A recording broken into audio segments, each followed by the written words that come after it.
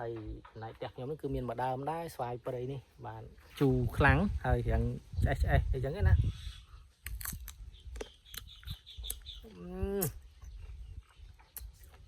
ជូរបងប្អូន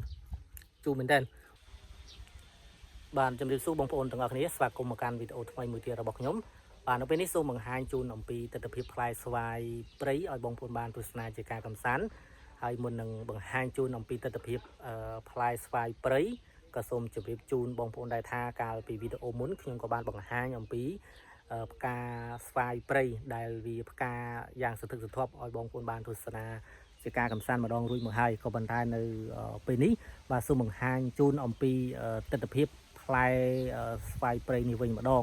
ថាតើដោយកាលពីដែរផ្កាដែរឬអត់កាលពីផ្កាបងប្អូនបានដឹងហើយបាទគេថាផ្កាវាឡើងសន្ធឹកសន្ធាប់តែម្ដងឥឡូវនេះវាដល់ពេលដែលចេញផ្លែម្ដងហើយថាតើផ្លែវាច្រើនដែរឬក៏យ៉ាងណា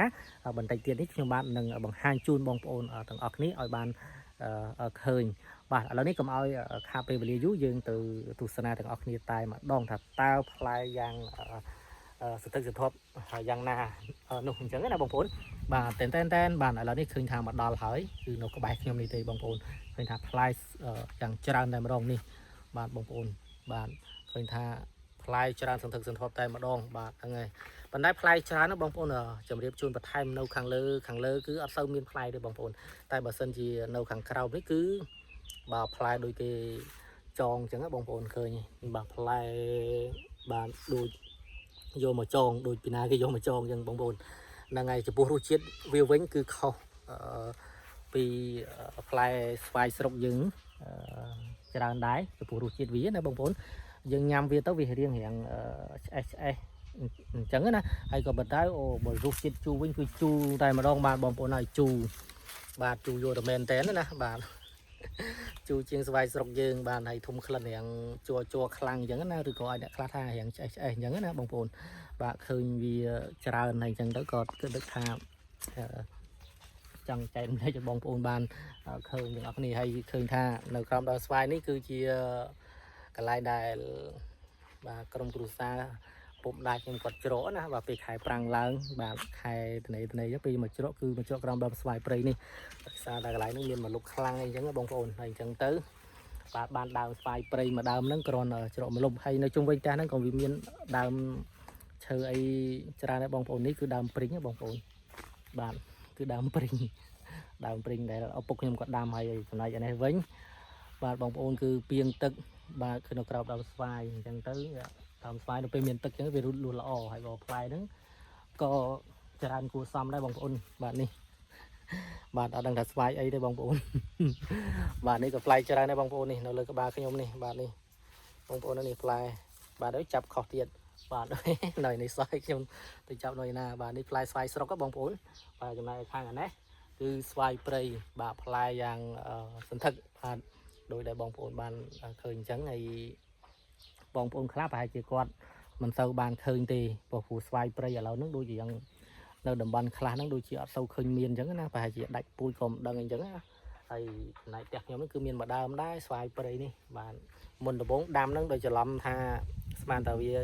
ជាស្វាយស្រុកទេបងប្អូនតែដល់ពេលវាធំឡើងទើបដឹងថាវាជាស្វាយព្រៃអញ្ចឹងណាហើយបងប្អូនណាខ្លះធ្លាប់បានភ្លុករសជាតិនៅផ្លែស្វាយព្រៃនេះណាបាទចំពោះរសជាតិវិញគឺដូចខ្ញុំនិយាយពីមុនអញ្ចឹងបងប្អូនគឺបាទរៀងជូរខ្លាំងហើយរៀងឆ្អេះអីចឹងណា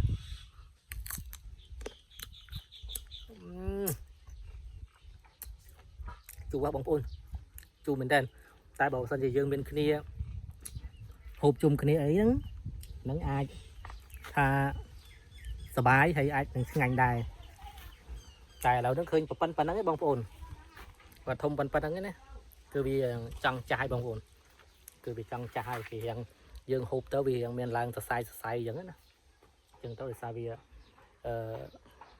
ចិត្តចាស់ចិត្តទុំអានេះខ្ញុំញ៉ាំនេះគឺវានៅខ្ចីละลายទេអត់ទាន់មានសរសៃទេជូរបងប្អូនតែសុំសរសើរដែរនៅខាងលើអត់សូវផ្លែបងប្អូនតែវាមកផ្លែតានៅខាងក្រោមនឹងអញ្ចឹងណាបាទនេះដូចដែលបងប្អូនឃើញអញ្ចឹងឃើញយ៉ាង ផ្លែច្រើនសន្ធឹកសន្ធាប់តែម្ដងតែបាទនេះវិញបងប្អូននេះមកចកោមបាទមកចកោមតែម្ដងបាទគឺមកចកោមទេផ្លែលឹងជ្រែកមិនតែម្ដងបាទហើយมันខុសពីកាលពីផ្កាទេគឺផ្កាហ្នឹងក៏ច្រើនដែរបងប្អូនតែដល់ផ្លែគឺវាអត់ឲ្យខកបាទបងប្អូនតែនេះមិនមែនផ្លែណាបងប្អូនគឺពូលភ្លើងទេគឺតមកពីផ្ទះហើយដាក់នៅក្រោមដើមស្វាយទុកអង្គុយលេងយប់ឡើងណាបងប្អូនហ្នឹងហើយបងប្អូនទាំងអស់គ្នាបន្ទាប់ពីបងប្អូនបានឃើញទស្សនវិជ្ជាផ្លែស្វាយព្រៃ